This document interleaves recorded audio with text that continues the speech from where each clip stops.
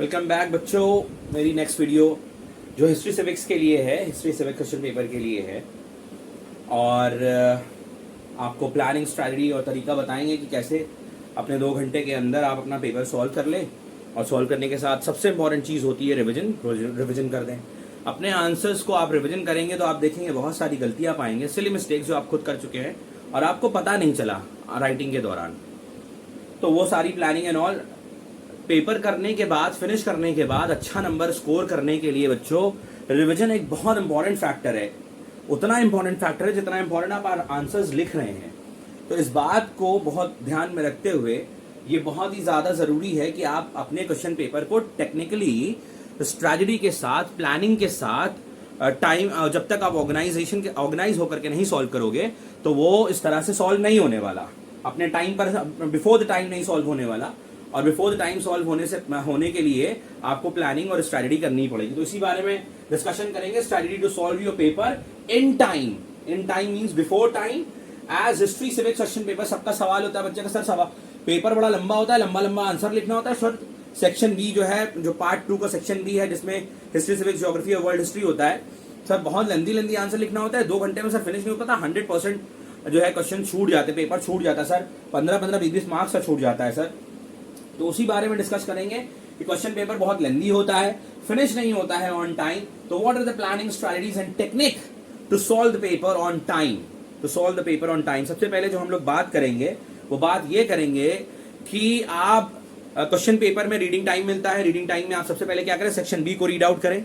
Section B में आपको जो है सिविक्स के और इंडियन हिस्ट्री के और वर्ल्ड हिस्ट्री के क्वेश्चंस मिलेंगे, जिसमें से आपको 50 नंबर का मतलब 5 क्वेश्चन करना है सेक्शन बी में से। पार्ट 2 सेक्शन बी, जिसमें लॉन्ग आंसर 10-10 नंबर के सिविक्स के, वर्ल्ड हिस्ट्री के और इंडियन हिस्ट्री के होंगे। और पार्ट 1 में 16 नंबर का एमसीक्यू और 14 नंबर का क्वेश्चन नंबर 2 जो आता है। 7 क्वेश्चन होते हैं क्वेश्चन नंबर 2 में। क्वेश्चन नंबर 2 में 7 क्वेश्चन होते हैं, 2-2 नंबर के, 14 नंबर का, ठीक है। और सेक्शन पार्ट 1 में 16 नंबर के एमसीक्यू, 1-1 नंबर के। तो ये हो गया 30 नंबर। और 50 नंबर 10-10 नंबर के 5 क्वेश्चन पार्ट 2 में सेक्शन बी में हिस्ट्री सिविक्स का क्वेश्चन पेपर इस तरह से डिवाइड होता है। तो आप जो है सिविक्स में से कौन सा टॉपिक, और सिर्फ मैं टॉपिक बताऊंगा, डायरेक्ट एकदम बिल्कुल तीर लेकर के निशाना लगाऊंगा टॉपिक पे। आप टॉपिक पढ़िए, टॉपिक पे ही क्वेश्चन आता है। आपको पूरी हिस्ट्री सिविक्स की बुक नहीं पढ़नी पड़ेगी। और आप देखेंगे कि टॉपिक आपको 12-15 टॉपिक ऑल टुगेदर बताने वाले हैं। इतनी मोटी बुक आपको पढ़ने की जरूरत नहीं है। 12-15 चैप्टर में से चक्कर आने की कोई जरूरत नहीं है। वो सारा आपका जो है चक्कर में सॉल्व कर देने वाला हूं। सिविक्स में आपको 4-5 टॉपिक बताऊंगा, डायरेक्ट टॉपिक पढ़ो, डायरेक्ट उसी पे क्वेश्चन आता है, ठीक है। और हिस्ट्री में और वर्ल्ड हिस्ट्री में, वर्ल्ड हिस्ट्री और हिस्ट्री वर्ल्ड हिस्ट्री दोनों बहुत जबरदस्त इंटरेस्टिंग सब्जेक्ट है यार, और बहुत जबरदस्त टेक्निक है। बहुत शॉर्ट में वीडियो, बहुत तेजी और रफ्तार के साथ वीडियो बनाएंगे, बहुत कम समय लेकर के, ताकि आप लोग कम समय में ज्यादा से ज्यादा चीजें जान सको, टेक्निक, तरीका, प्लानिंग जान सको, स्ट्रेटजी जान सको, और फिर उसके बाद उसको अप्लाई कर सको और आगे फटाफट जो है आप लोग तैयारी कर सको। 2 दिन है आप लोगों के पास। आज 23 तारीख है, आप लोगों का लिटरेचर का पेपर चल ही रहा होगा, खत्म होने वाला होगा। 11 बजे से शुरू होता है, 12:15 हो रहा है।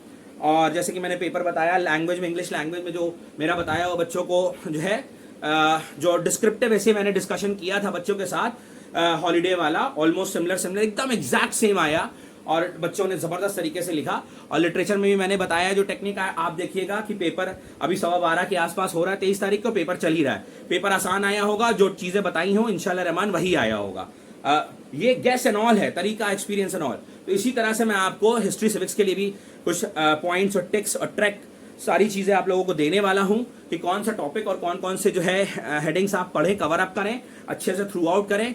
वो सारी टेक्निक बता करके और उसके साथ पढ़े कैसे और मेमोराइज कैसे करें।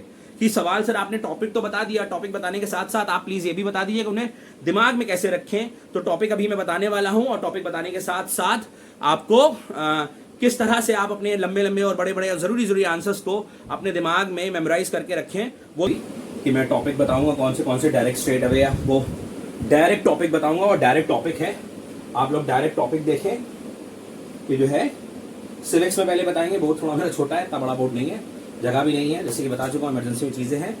आने वाले टाइम पे इंशाल्लाह बहुत जल्दी सेटअप बढ़िया होगा। आप लोग साथ दीजिए, दुआ करिए और इसी तरह से साथ में बने रहिए, तो बहुत सारी चीज़ें अच्छी आप लोगों के लिए भी, मेरे लिए भी। दोनों एक दूसरे पे इंटरडिपेंडेंट है। तो सिविक्स में आप देखें, सिविक्स में आप क्या तैयार करके जाएं? सबसे पहला टॉपिक क्या इसमें यूनियन लेजिस्लेचर में क्या पढ़ के जाएं? तो यूनियन लेजिस्लेचर में लोकसभा, राज्यसभा, लोक स्टेट, अबे पूरा कुछ पढ़ने की जरूरत नहीं है, इतना पूरी बुक पढ़ने की जरूरत नहीं है। जब तक हम हैं तुम लोग के लिए आखिरी टाइम पे, उन सारे बच्चों के लिए जो मुश्किल परेशानी में है, सबको परेशानी मुश्किल में से निकाल करके अच्छा बेहतरीन और ज्यादा से ज्यादा नंबर लेकर के आओगे। कम से कम पढ़ लोगे और ज्यादा से ज्यादा नंबर लेके आओगे, ठीक है। जरूरत पड़ेगी, अब क्या करें, कम समय है, मजबूरी है, नहीं तो पढ़ना तो बहुत जरूरी है, और ज्यादा से ज्यादा पढ़ोगे ज्यादा से ज्यादा नॉलेज होगी।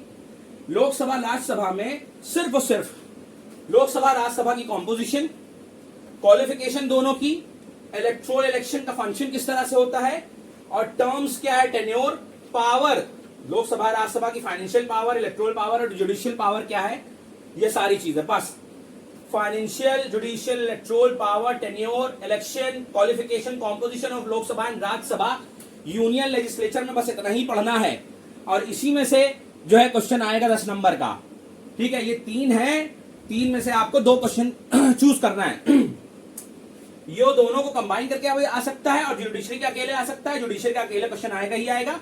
जुडिशरी में बताऊंगा क्या पढ़ो। अब यूनियन एग्जीक्यूटिव में क्या पढ़ो? यूनियन एग्जीक्यूटिव में प्रेसिडेंट सीधा उठाओ, सीधा प्रेसिडेंट उठाओ। प्रेसिडेंट के power, emergency power, legislative power, judiciary power, financial power और executive power. Executive power, legislative power, judiciary power, financial power और इमरजेंसी पावर, ये आपको यूनियन एग्जीक्यूटिव में उठाना है। प्रेसिडेंट की पावर, फंक्शन, सबसे सारी चीजों के साथ छोड़ करके पावर से पढ़ना है। Emergency power, judiciary power, legislative, financial और एग्जीक्यूटिव पावर। और यूनियन एग्जीक्यूटिव में prime minister, council of minister का टेन्योर, फंक्शन और अपॉइंटमेंट, बस इतना आपको समझ लीजिए। 3 से 4 टॉपिक मैंने आपको बताया है। पावर बताया प्रेसिडेंट का, प्राइम मिनिस्टर और यूनियन काउंसिल ऑफ मिनिस्टर का टेन्योर, फंक्शन, अपॉइंटमेंट, बस यूनियन एग्जीक्यूटिव में इतना पढ़ना है। आप देख लीजिए कि जितना मैं बता रहा हूं आपको, आपके बुक के हिसाब से 15 से 20% चीजें, 10 से 15% चीजें हैं, वही चीजें बता रहा हूं जो क्वेश्चन पेपर में है। आएगा नहीं, क्वेश्चन पेपर में है, क्योंकि यही जरूरी है।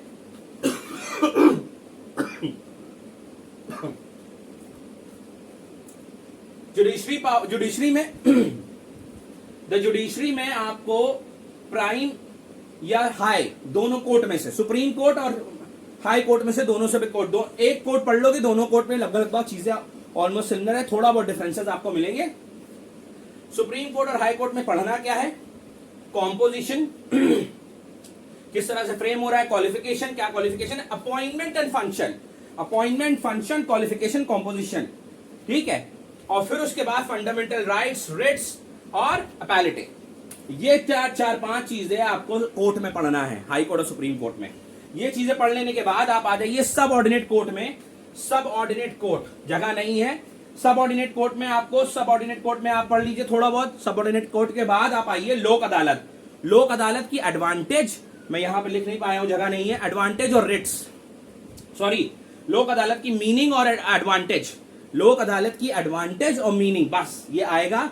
सब ऑर्डिनेट कोर्ट में थोड़ा बहुत पढ़ना है, और कोर्ट में, हाई कोर्ट, सुप्रीम कोर्ट में writs, fundamental right, function, appointment, qualification, composition और अपैलिटी एक अलग टॉपिक है, वो पढ़ना है। इतना ये आपको सिविक्स में पढ़ना है, जुडिशरी में, एग्जीक्यूटिव बॉडी में और लेजिस्लेटिव बॉडी में। सिविक्स में आप इतना पढ़ लेंगे तो आप ये जान के चलिए कि जो 20 नंबर का आपको क्वेश्चन सिविक्स में अगर करना है, 20 या 10, 2 या 1 क्वेश्चन जो भी चूज करना है, वो जो चूज करोगे एकदम 100% सॉलिड होगा, 10 में से 10 पूरा मिलेगा। और अभी मैं हिस्ट्री और वर्ल्ड हिस्ट्री का भी बताने वाला हूँ। डिस्कशन हो गया कि सिविक्स में क्या क्या पढ़ना है, और डायरेक्ट टू द पॉइंट हमने आप लोगों को पॉइंट बताया, टॉपिक बताया, फटफट वो पढ़ो और उसी पे क्वेश्चन आएगा, और उसी पे आप लोगों को जो है डायरेक्ट जो है डिटेलिंग में आंसर लिख देना है, फटाक से, बिना किसी परेशानी के। बस वही टॉपिक पढ़िए, उसी में से आने वाला है। लिटरेचर में पैट्रियट बताया था, पैट्रियट आ चुकी है। अभी बच्चे का फोन आया था, 1:30-2 हो रहा है, माशाल्लाह से पैट्रियट आ चुकी है। और भी चीज़ें बताया था, स्ट्रैक्ट वगैरह, वो भी फंसा है अल्हम्दुलिल्लाह। आप लोग वीडियो मेरी लिटरेचर की चेकआउट करिएगा, और हिस्ट्री में भी इंशाल्लाह बता रहे हैं वही आएगा, फंसेगा इंशाल्लाह रहमान पेपर में, हिस्ट्री के पेपर में चांसेस हैं। सिविक्स में बता चुका हूँ कौन से टॉपिक पढ़ो, किस किस टॉपिक पे क्या क्या क्वेश्चन आने वाला है, कैसे आने वाला है, कैसे चूज करो। अब हिस्ट्री बता रहे हैं, हिस्ट्री में, इंडियन हिस्ट्री में क्या क्या आने वाला है, वर्ल्ड हिस्ट्री और कंटेम्परेरी वर्ल्ड जिसे कहते हैं, उसमें क्या आने वाला है। जितने भी मूवमेंट्स हैं 1915 से लेकर 1947 तक में, सबसे इंपॉर्टेंट मूवमेंट दो है, दांडी मार्च जो 1930 वाला है, बहुत इंपॉर्टेंट है। फिर दूसरा चीज जो है क्विट इंडिया मूवमेंट, ये दो मूवमेंट बहुत इंपॉर्टेंट है पढ़ना इंडियन हिस्ट्री में। और गांधी इरविन पैक्ट, ये इंपॉर्टेंट है। और कौन चार लोगों के बारे में ज्यादा इंपॉर्टेंट है जो पढ़ना है, ज्योतिबाई फूले, राजा राम मोहन रॉय, दादाभाई नरोजी और सुरेंद्र बैनर्जी।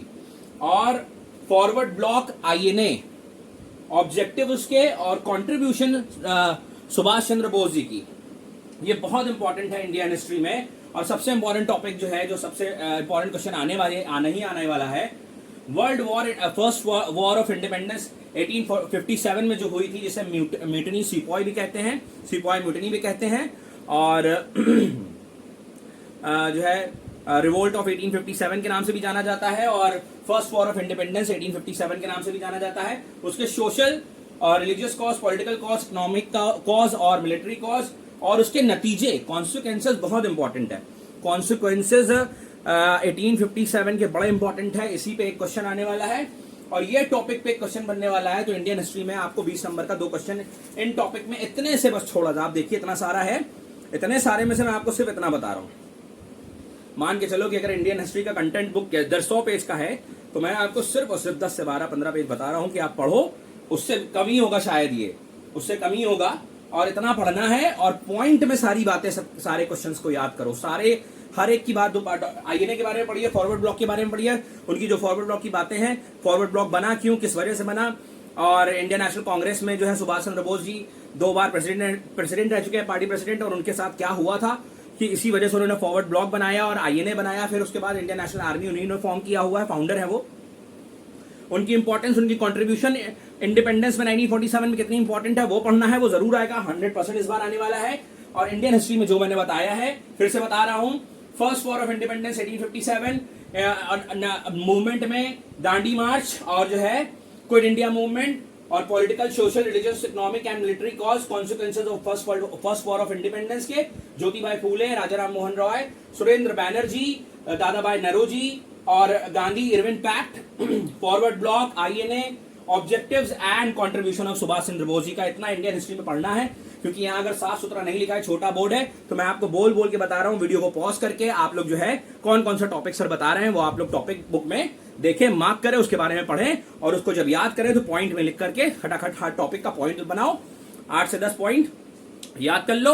8 से 10 पॉइंट याद हो गए, जिसमें से अगर 6, 7, 8 पॉइंट लिख दिया, 10 नंबर का क्वेश्चन है, आराम से तुम्हें जो है 7 या 8 मिल जाएगा। हम बहुत बड़ी बड़ी वाली बातें वाली नहीं करेंगे, हाँ, लेकिन यह है कि आखिरी टाइम पे कम समय में बेहतरीन नंबर 80 में से आप देख सकते हैं कि 60-65 mean 60% for sure, 60-65-70 for sure.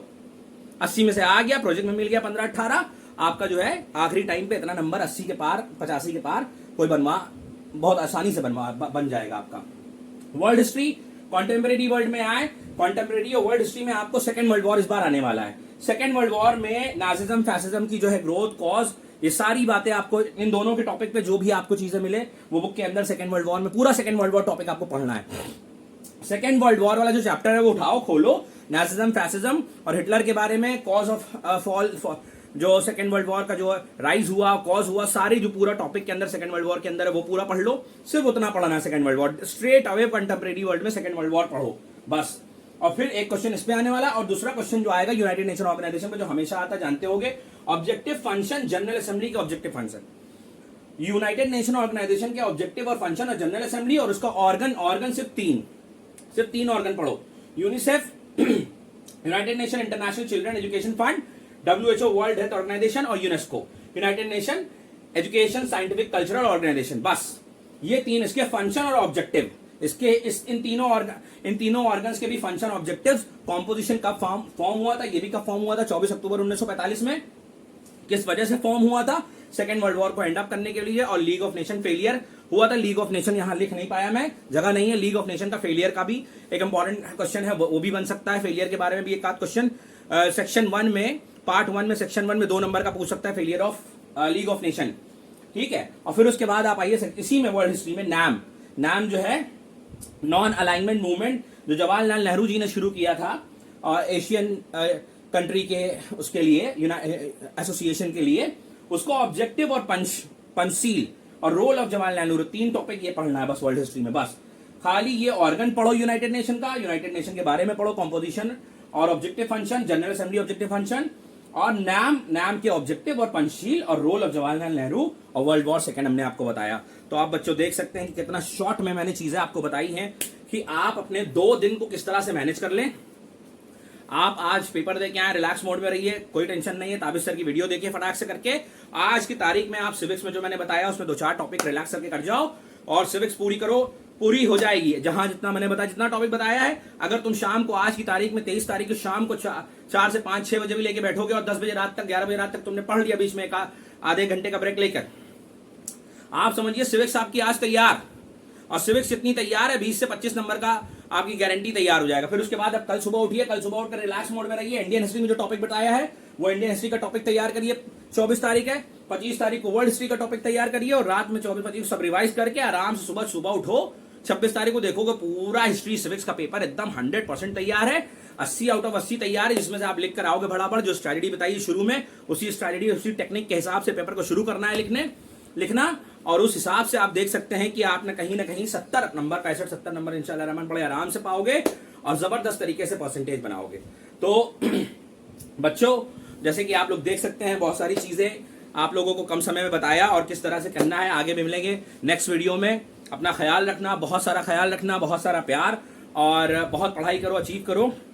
Video को लाइक, शेयर और सब्सक्राइब करना बिल्कुल मत भूलो। और शेयर करना बहुत ज्यादा जरूरी है। जितना ज्यादा आप शेयर करोगे बच्चों को, इतना कर भला तो हो भला, समझ जाओ। तो फटाफट जो है वीडियो को लाइक, शेयर, सब्सक्राइब करो, आगे फॉरवर्ड करो और जो है जुड़े रहिए। और मिलते हैं अगले वीडियो में। Best of luck for your examination. Thank you so much all. Hello बच्चों, सो सॉरी, वीडियो के दौरान वीडियो में 2 इंपॉर्टेंट टॉपिक बोर्ड में जगह कम होने की वजह से मैं नहीं बता पाया था आप लोगों को।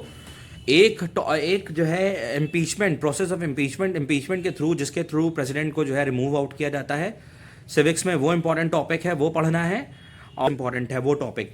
जितना भी टॉपिक हमने बताया है वीडियो में, वो और ये 2 टॉपिक में जो है उसमें लिखना भूल गया था, दिमाग से स्किप हो गया था, so sorry for that. Sarajevo crisis 100% पढ़ना है, एक टॉपिक इंपॉर्टेंट ये है, और एक टॉपिक इम्पीचमेंट, जिस प्रोसेस से प्रेसिडेंट को रिमूव किया जाता है, जिस प्रोसेस से, वो इम्पीचमेंट पढ़ना है। ये 2 टॉपिक आपको कवर करना है, प्लीज़ डू नॉट फॉरगेट।